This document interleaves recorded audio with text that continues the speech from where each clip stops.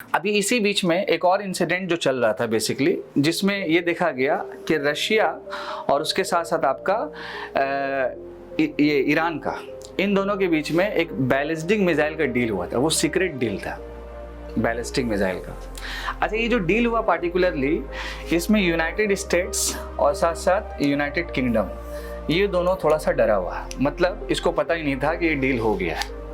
अब आपका सवाल होगा कि सर रशिया से जो ईरान का डील हुआ है बैलिस्टिक मिसाइल में, तो रशिया तो पूरी दुनिया को हथियार प्रोवाइड करता है। इनफैक्ट आपको भी याद होगा कि भारत भी रशिया और फ्रांस से ही हथियार लेता है।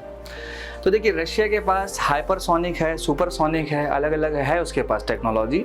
लेकिन जो बैलिस्टिक मिसाइल है वो ईरान बहुत अच्छा बनाता है और साथ साथ नॉर्थ कोरिया बहुत अच्छा बनाता है। तो मान लीजिए अगर हम रशिया है, एक साइड में मेरा कौन है, ईरान, और एक साइड में मेरा नॉर्थ कोरिया, और हम रशिया है, तो देखिए रशिया दोनों से खेल रहा है, मतलब दोनों से जो चीज़ लेना है।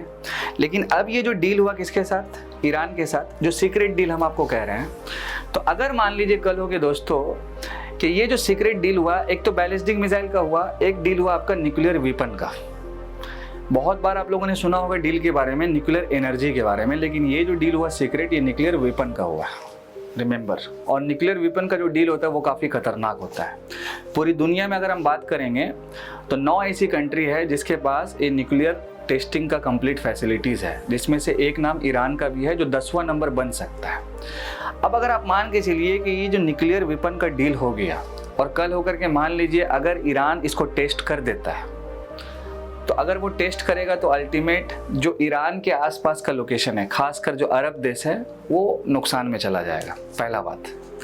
सेकेंड इंपॉर्टेंट थिंग, अब ईरान के पास अगर ये टेस्टिंग है, मान लीजिए न्यूक्लियर वेपन का या न्यूक्लियर पावर है उसके पास, तो जाहिर सी बात है इजराइल के पास भी है, तो वो भी तो टेस्ट करेगा, हाँ या ना बताइए।